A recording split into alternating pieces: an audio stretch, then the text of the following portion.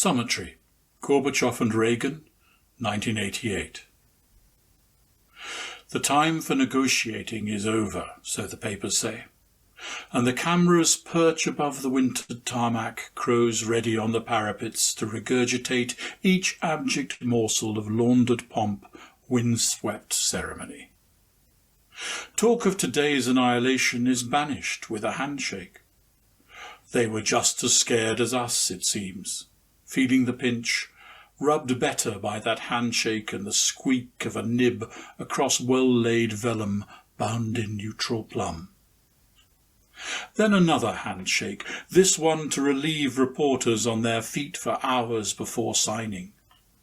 A scatter of words between the smiles, mutually incomprehensible, though reassuring to the folks at home digesting breakfast, lunch, or TV supper.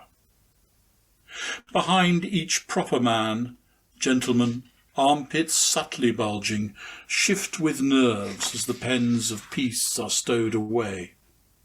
Will one leak in Mr. G's swish Italian jacket? Across my silent hills, exhaling the spirit of verification, a pair of fighters swoop below 100 feet, practicing the hour when radar needs to be evaded.